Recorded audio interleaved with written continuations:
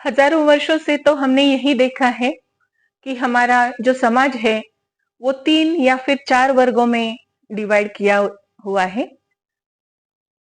वो तो एक वर्ण व्यवस्था के साथ या फिर संपत्ति के साथ जो विभाजन हमने सोसाइटी में किया है उस पर आधारित वो समाज व्यवस्था थी। लेकिन कई दिनों के बाद, कई सालों के बाद, सैकड़ों सालों के बाद एक ऐसा व्यक्ति हमारे समाज में आया जिन्होंने हमारी सोसाइटी का जो डिवीजन है वो सिर्फ 2 क्लासेस में किया है और वो क्लास है the class of haves and the class of haves not, the class of capitalist and the class of workers. The class of haves, those who have all the luxuries at their feet, those who have the dignity, prestige in the society, those who enjoy each and every moment of their life and they don't take any efforts in order to earn that. But the other class, the class of have not or the class of workers, they have to work for their daily needs. उनकी अपनी रोज की जरूरतों के लिए उन्हें बहुत काम करने पड़ते हैं। अगर एक दिन काम नहीं किया तो शायद उनके घर चूल्हा न जले या फिर उनको रोटी न मिले। लेकिन इतना करने के बाद भी उनको समाज में कोई प्रतिष्ठा नहीं रहती। ऐसा है the class of haves not और द क्लास ऑफ वर्कर्स, जिन्हें कोई डिग्निटी नहीं है, कोई प्रेस्टीज नहीं है समाज में, जिनको कोई लग्जरीज ऐशो आराम नहीं मिलते हैं और बस काम ही काम करने पड़ते हैं। तो फ्रेंड्स, आज के हमारे इस सेशन में हमारा जो चर्चा का विषय है वो है ये 2 classes, the class of capitalist and the class of workers, जिन्हें कार्ल मार्क्स जी ने बहुत ही अच्छी तरह से हमें समझाया है। उन्होंने अपने वर्क्स में ये अवेयरनेस लोगों में लाया है। वर्क्स के थ्रू उन्होंने लोगों में ये अवेयरनेस लाया है कि किस तरह से क्लास ऑफ बूर्जोआस और the class of proletariat, sometimes the time can come when the proletariat will rule the bourgeois or the workers will rule the capitalists। और ये बात जो उन्होंने कही थी वो रेवोल्यूशन समाज में लाने के लिए शायद बहुत ही सफिशिएंट थी और इसी के कारण हमें पूरे विश्व में जहां जहां भी वर्कर क्लास ने या फिर कमजोर लोगों ने रूल किया हुआ दिखाई देता है तो उनका उसका कारण एक क्रांति, उसके पीछे क्रांति लाने का कारण एक है जो कि एक विचार जो कार्ल मार्क्स जी ने और उनके दूसरे कोलैबोरेटर जो थे फ्रेडरिक एंगल्स, तो उन दोनों ने जो कुछ भी लिखा था वो सब कुछ इस समाज में, इस विश्व में क्रांति लाने के लिए सफिशिएंट था। तो फ्रेंड्स, आज हम बात करने जा रहे हैं कार्ल मार्क्स जी के लाइफ और उन्होंने जो कुछ वर्क्स पब्लिश किए थे, कम्युनिस्ट मैनिफेस्टो हो या फिर फ्रेंच रेवोल्यूशन के ऊपर जो कुछ भी पैम्फलेट्स उन्होंने लिखे हैं, या फिर जो दास कैपिटल हम कहते हैं जिसे कि बाइबल भी कहा जाता है वर्कर क्लास का, तो इस पर आज हम बात करने जा रहे हैं।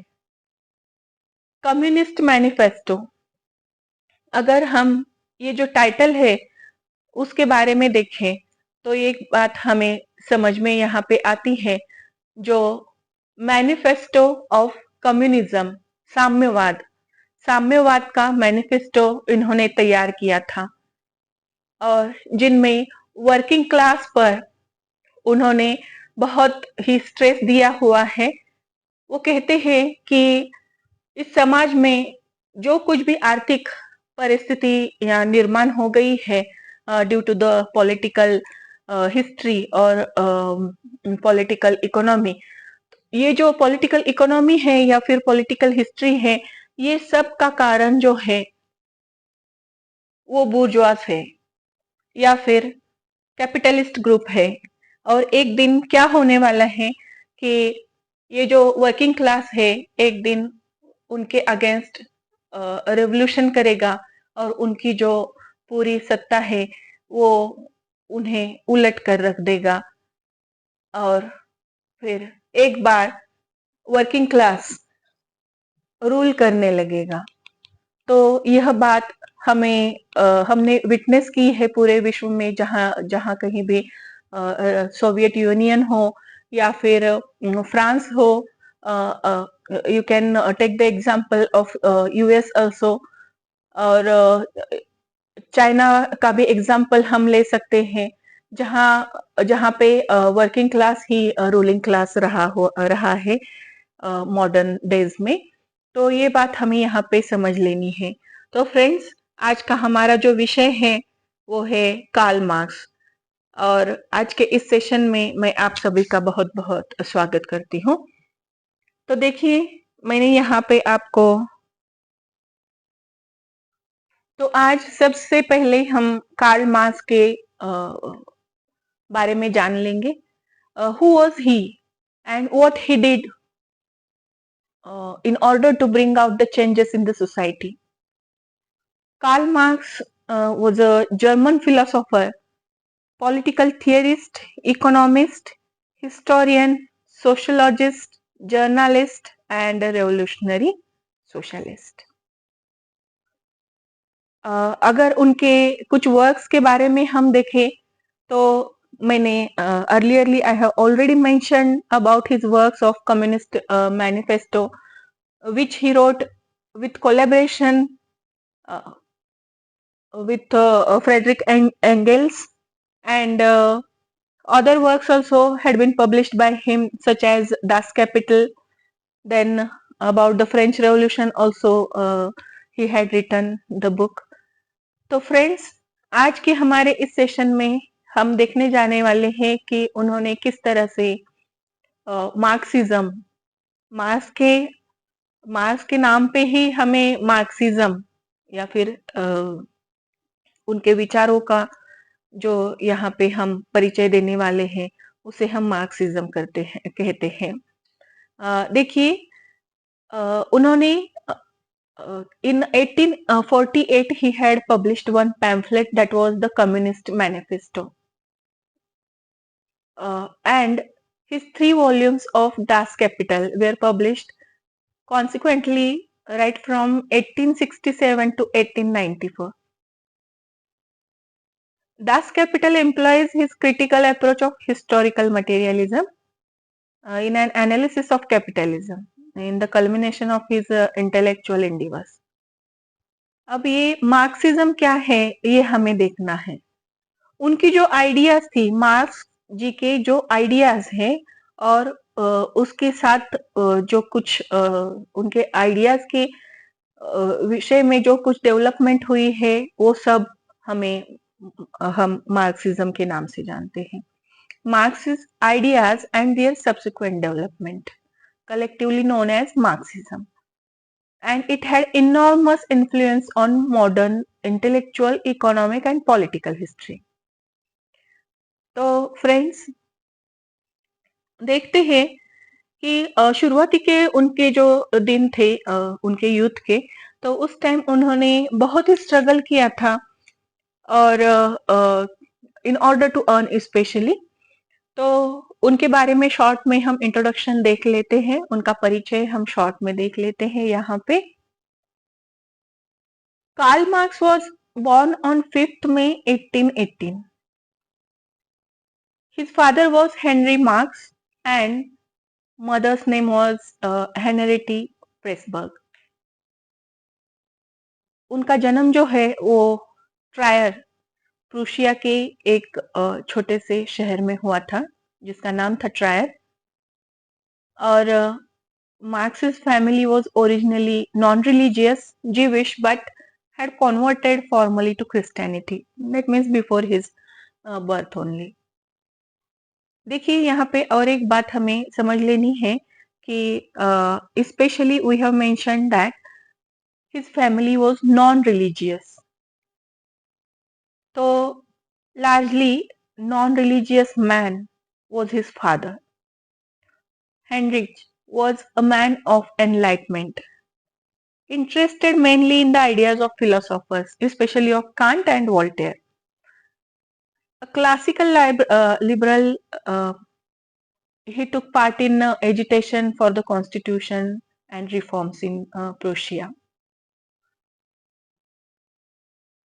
At the age of 18, that means in 1836, Marx had engaged with Jenny Vaughan, and after some time he married to her.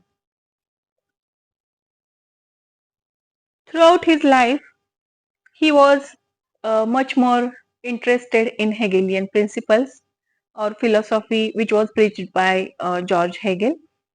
Sometimes he criticized it and sometimes he followed. So, friends, he was the student of law and he was fascinated by philosophy. That means he intended that some type of philosophy we should possess while we are living, and uh, uh, he looked for a way to combine the two, that is philosophy and life, believing that without philosophy nothing could be accomplished. Here I have given you the picture of his house. Later on, uh, which was actually the family occupied 2 rooms on the ground floor and 3 on the first floor. It is now purchased by the Social Democratic Party of Germany in 1928, and now uh, it houses a museum devoted to Karl Marx. So friends, see how beautiful the picture is. See about his writings and his principles which he put forth in order to give certain communist uh, principles to the whole universe, in order to change the lives of the working class. Marx's writings have had a profound impact on the world, inspiring social movements, political parties, revolutionaries, and ideologies. He is widely regarded as one of the most influential thinkers of all time. Friends, in 1844, when he was in Paris, he wrote uh, one manuscript, economic and philosophic manuscripts, and he met to Engels, Friedrich Engels, for the first time. Later on, Friedrich Engels became his closest friend and collaborator in writing and his all the movements which he put forth throughout his life. After moving to Brussels in 1845, they were active in the Communist League, and in 1848, both of them, Friedrich Engels and Karl Marx, wrote the Communist Manifesto, which expresses Marx's ideas and lays out a program for revolution. Marx was expelled from Belgium and Germany, and in 1849 he moved to London. Friends, उनके जो दोस्त थे Frederick angles, उनके साथ मिलकर उन्होंने 1844 में communist manifesto लिखा था। पहले तो आपको ये बात समझ लेनी है यहाँ पे कि जब वो फ्रेडरिक एंगल्स से मिले थे तो उस टाइम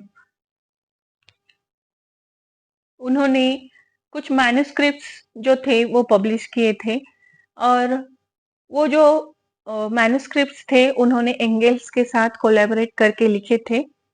तो वो बहुत ही पॉपुलर हुए थे क्योंकि उन्होंने उसमें जो प्रिंसिपल्स लिखे थे या फिर रखे थे वो बहुत ही प्रभावित करने वाले थे, और शायद इसकी वजह से ही जो क्रांतिकारी एक मैसेज उनके थ्रू समाज में गया था, उसकी वजह से उन्होंने उनको जर्मनी में और बेल्जियम में उनको बैन किया हुआ था, या फिर उनको एक्सपेल किया था मार्क्स को जर्मनी और बेल्जियम से। तो उस टाइम वो लंदन को चले गए थे। ही मूव टू लंदन इन 1849। तो ये बात हमें यहाँ पे समझ लेनी है कि जब हम बूर्जुआज या फिर कैपिटलिस्ट या फिर रूलिंग पार्टी के अगेंस्ट जब हम बात करने जाते हैं, तो हमें कहीं ना कहीं पे एक्सपेल किया जाता है, निकाल दिया जाता है, बाहर कर दिया जाता है, राष्ट्रद्रोह राजद्रोह का आरोप लगाया जाता है, क्योंकि हम ऐसे क्रांतिकारी विचार समाज में रखने वाले होते हैं, जिनकी वजह से शायद एक रेवोल्यूशन हो सकता है, या फिर हो भी गए थे उनकी विचारों की वजह से। तो ये बात हमें यहाँ पे समझ लेनी है कि कार्ल मार्क्स के जो विचार थे वो रेवोल्यूशनरी थे, और उनकी वजह से बहुत सी जगह पे ऑलरेडी एक रिसेंटमेंट जो वर्किंग क्लास में थी, वो कहीं ना कहीं पे एक्सप्लोड हो गई थी, और उस एक्सप्लोजन के साथ ही जो रेवोल्यूशन हुए थे उनकी वजह से शायद सरकारें चेंज हो गई थी। जैसे कि फ्रांस में हुआ था, फिर बाद में यूएस में हुआ, रशिया में हुआ, चाइना में हुआ। तो ये सारी जो बातें हैं हमें कहीं ना कहीं पे ये ध्यान रखनी है कि जो लेखक है लिखते हैं वो बहुत ही प्रभावशाली रहता है, और उनके विचार जो है सोसाइटी में आज भी क्रांति लाने के लिए सफिशिएंट है। तो ऐसे कार्ल मार्क्स जी के जो कम्युनिस्ट प्रिंसिपल्स उन्होंने अपने पुस्तक में लिखे थे, कम्युनिस्ट मैनिफेस्टो या फिर दास कैपिटल में, तो वो कहीं ना कहीं पे रेवोल्यूशंस लाने के लिए रिजनेबल रहे हैं, ये भी हमें देखना है। तो देखिए यहाँ पे उन्होंने कम्युनिस्ट मैनिफेस्टो ये बुक लिखा था, एक मैनिफेस्टो लिखा था या फिर पैम्फलेट पब्लिश किया हुआ था, जो उन्होंने 1848 में किया था। Already I have told you and explained you about that with his friend collaborator Frederick Engels, and this pamphlet outlined the history and critique of capitalism and the vision of classless society.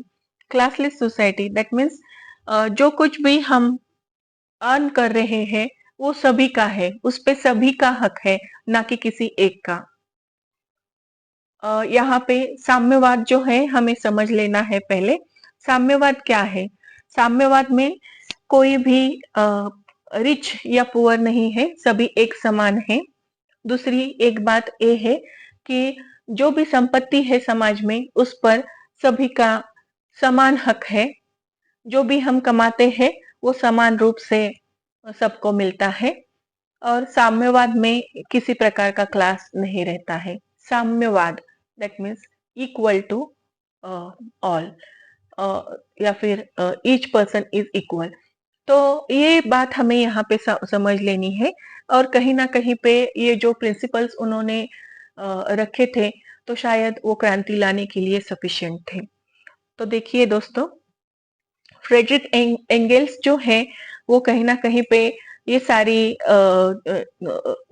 जो support system उन्होंने Karl Marx को दी थी वो बहुत ही अच्छी तरीके से दी थी, और till the end of life of Karl Marx he collaborated with him, Friedrich Engels. और इसकी वजह से शायद वो मेंटली बहुत ही स्ट्रांग थे, क्योंकि कोई ना कोई तो सपोर्टर था उनका, जो अच्छे और बुरे सभी समय में उनके साथ रहा था। तो हमें और एक बात यहाँ पे समझ लेनी है कि जो उन्होंने कम्युनिस्ट मैनिफेस्टो में जो बातें क्लास कॉन्फ्लिक्ट्स के बारे में बताई थी, तो वो क्या क्या थी?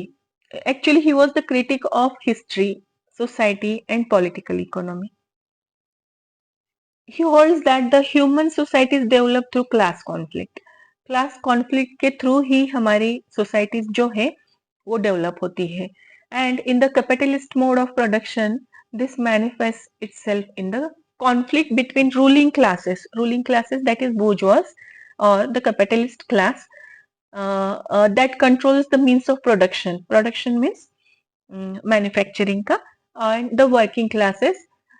Working classes actually at that time were known as the proletariat that enable these means by selling their labor power in return of wages. तो ये जो दोनों चीजें हैं यहाँ पे, वर्किंग रूलिंग क्लास और वर्किंग क्लास जो है वो क्यों रूल करता है?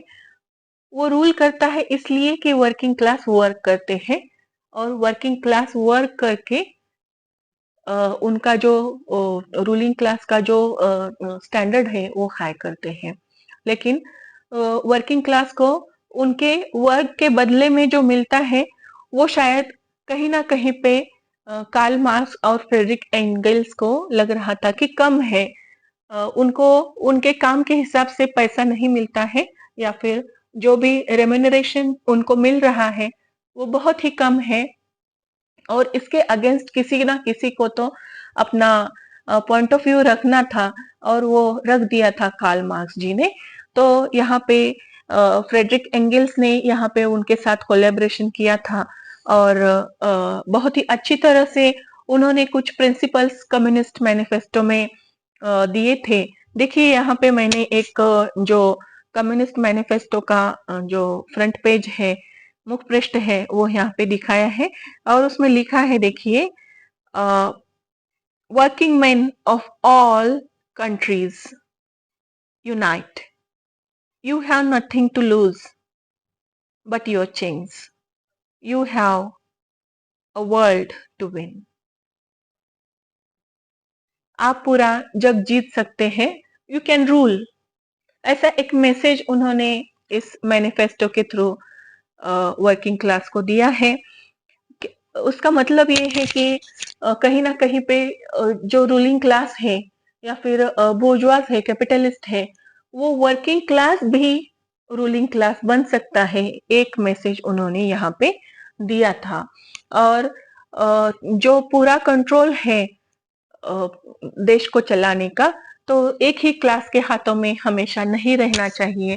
ये भी पॉइंट ऑफ व्यू यहाँ पे उन्होंने पुट फोर्थ किया है कम्युनिस्ट मैनिफेस्टो के द्वारा। कम्युनिस्ट मैनिफेस्टो के थ्रू उन्होंने क्लास कॉन्शियसनेस भी उनमें जगाया था, या फिर he had made them aware of the class consciousness. The working class should be aware of the class consciousness, and leading to their conquest of political power and eventually the establishment of classless communist society constituted by a free association of producers. That means जब तक हमें ये समझ में नहीं आता working class को कि हम भी रूल कर सकते हैं, और अगर हम रूल कर सकते हैं तो उस time we can understand the situation, mentality and the condition of the working class, and in that case we can improve the standard of living of the working class, and that is the reason why when they will rule there will be a classless society, there will be the establishment of classless society। ऐसा उन्होंने यहाँ पे हमें बताया है।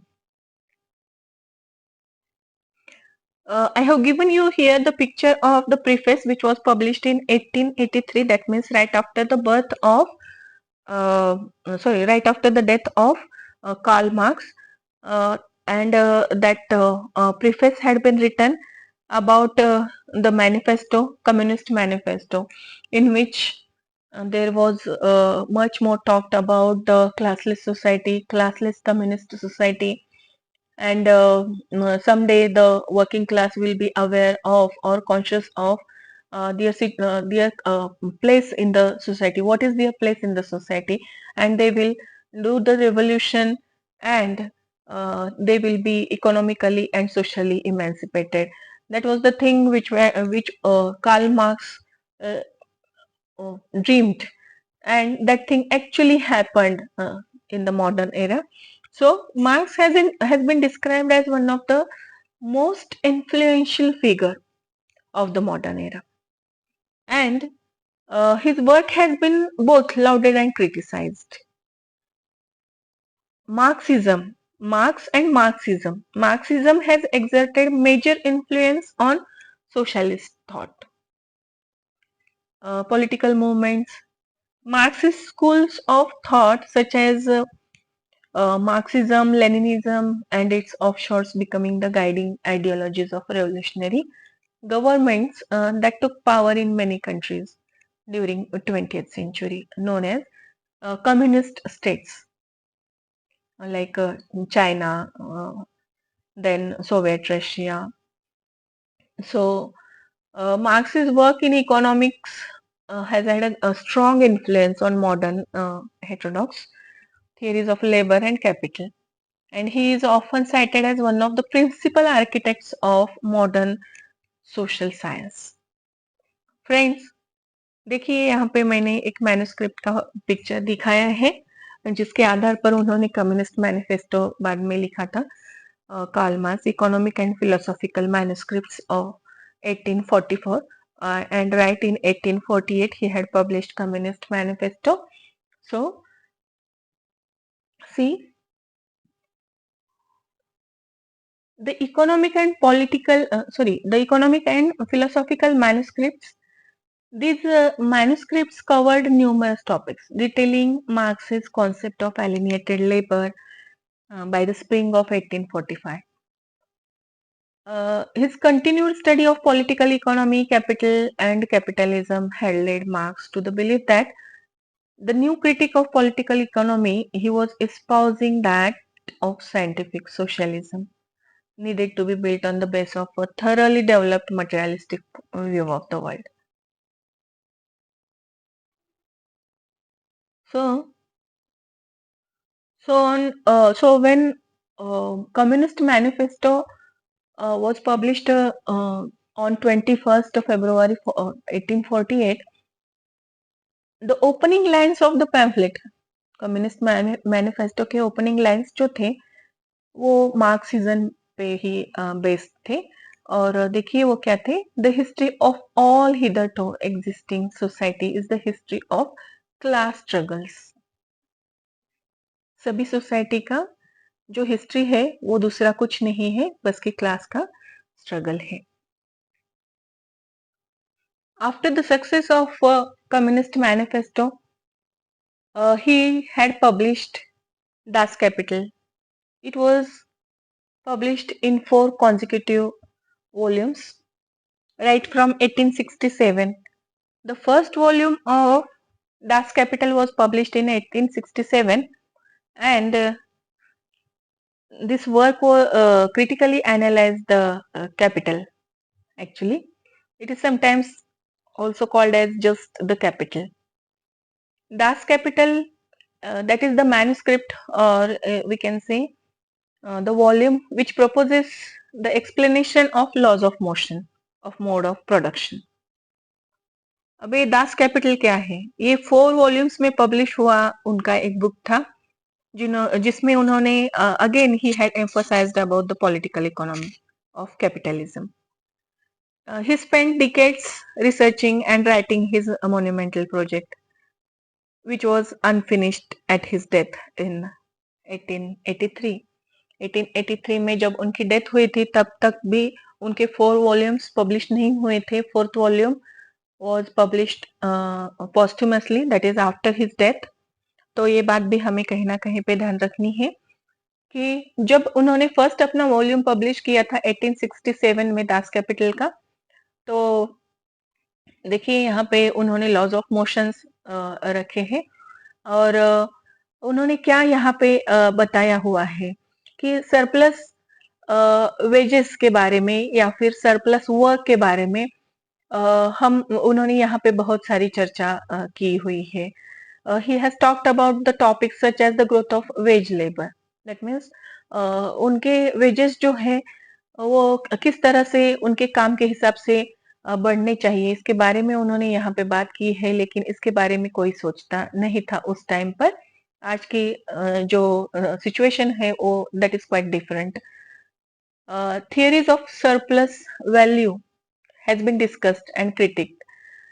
by him in this book especially. तो देखिए यहाँ पे उन्होंने क्या क्या बताया है हमें. The transformation of the workplace, capital accumulation, competition, then the banking system, tendency of the rate of profit to fall, land rents, as well as how wage and labor continually reproduce the rule of capital. Here Marx proposes that the driving force of capital is in the exploitation of labor, whose unpaid work is the ultimate source of surplus value. अभी surplus value क्या है कि जब हम excessive काम करके लेते हैं लेबर्स के थ्रू और उनको उसका जो रेम्यूनरेशन है या फिर उनका जो वेजेस है वो कम देते हैं, तो उसे यहाँ पे उन्होंने सरप्लस वैल्यू कहा है. तो ये हमें यहाँ पे बात समझ लेनी है. और दास कैपिटल में उन्होंने इसी के बारे में बहुत सारी चर्चा यहाँ पे की हुई है. बैंकिंग सिस्टम क्या है इसके बारे में भी उन्होंने यहाँ पे हमें बताया हुआ है. प्रॉफिट रेट फॉल के हिसाब से कैसे बन जाता है या फिर कैपिटल एक्यूमुलेशन कैसे होता है, कंपटीशन कैसे बढ़ जाता है, क्या करना पड़ता है, ये सारी बातें हमें यहाँ पे उन्होंने दास कैपिटल में बताई हुई है. He had actually witnessed the civil war in France and Russian revolution also had been witnessed by him right from 1860s to 1870s. So it was the time when Tsar Alexander II of Russia, Marx expressed the hope that the assassination foreshadows the formation of a Russian commune, and Marx supported the Polish uprisings against Tsarist Russia. He said in speech in London in 1867. So Marx also supported the cause of Irish independence. In 1867, he wrote Engels that I used to think the separation of Ireland from England impossible. I now think it inevitable. The English working class will never accomplish anything until it has got rid of Ireland. English reaction in England had its roots in the subjugation of Ireland. So friends, कहीं ना कहीं पे हमें ये यहाँ पे फिर से दिखाई देता है कि जो कुछ भी क्रांतिकारी विचार उन्होंने अपने मैन्युस्क्रिप्ट्स या फिर वॉल्यूम्स के द्वारा रखे गए थे समाज में, तो वो बहुत ही लोगों पर प्रभाव डाल चुके थे. It has influenced a lot to the society and the revolutions had been raised, या फिर we can say that the uprisings had been witnessed and the slaughters had been witnessed, and the people thrown out the uh, ruling class or the bourgeois. Their rule was not accepted by this working class, and these people now actually wanted to rule according to their norms and their conditions. So these people actually became the ruling class, and that was witnessed by him. He was thinking about that, he was dreaming about that, and the dream came true when he was alive. It was quite very, it was quite influential. His thoughts were influential, his writings were influential, and that is the reason why we can say that he was quite lucky to have these types of thoughts. So Marx's ideas have profound impact on the world politics and intellectual thought. In particular, in the aftermath of 1917 Russian Revolution, followers of Marx have often debated among themselves over how to interpret Marx's writings and apply his concepts to the modern world. The legacy of Marx's thought has become contested between numerous tendencies, each of which sees itself as Marx's most accurate interpreter. So, in the political realm, these tendencies include political theories such as Leninism, Marxism, then Maoism, then what we can say, open Marxism, academic Marxism, uh, so Hegelian Marxism, historical materialism, phenomenological Marxism, ऐसे बहुत सी सारे नामों से उनको जाना गया है अभी। तो अमेरिकन सिविल वॉर जो हुआ था, अ, उ- उ- उस पर भी बहुत सी जो उनकी आइडियोलॉजीज थी, उसका इफेक्ट हमें यहाँ पे हमें विटनेस करने को मिला हुआ है। तो सो देखिए, अभी यहाँ पे जो रशियन रेवोल्यूशन है, या फिर चाइना का जो रेवोल्यूशन हुआ था, वो सभी में हमें कहीं ना कहीं पे कार्ल मार्क्स के विचारों का प्रभाव दिखाई देता है। Again I have provided here the picture of his house in Trier, and see, Marx, he had the habit to drink. So Marx drank heavily right after joining the Trier Tavern Club drinking society in 1830s, and continued to do so until his death. Marx was afflicted by poor health. That means so many diseases he had, like insomnia, neurological diseases, then certain rheumatic pains, so inflammation of eyes, ऐसे बहुत सी चीजों से वो सफर कर रहे थे। और following the death of his wife Jenny in December 1881, Marx developed a catarrh that kept him in ill health for the last 15 months of his life, and he eventually brought on the bronchitis and pleurisy that killed him in London on 14th March 1883। 1883 में उनका देहांत हो गया था। और उनका उनकी जो टॉम है आज भी, देखिए यहाँ पे I have provided you with the picture of his tomb. The tomb of Karl Marx is Highgate cemetery, London. London में उनकी जो टॉम है, उसका जो एक पिक्चर है मैंने यहाँ पे प्रोवाइड किया हुआ है। तो दोस्तों, मुझे लगता है कि ये जो मेरा वीडियो है, जो कम्युनिस्ट आइडियाज जो कार्ल मार्क्स जी ने और फ्रेडरिक एंगल्स ने हमारे सामने रखी है, उसको समझने के लिए शायद ये वीडियो आपको बहुत ही हेल्पफुल रहा होगा। तो अगर ये हेल्पफुल है तो मेरे इस वीडियो को लाइक, शेयर एंड सब्सक्राइब करना ना भूलें। आपने मेरा ये वीडियो देखा है, इसलिए आप सभी का बहुत बहुत धन्यवाद। Thank you very much for watching this video. Please like, share and subscribe. Thank you.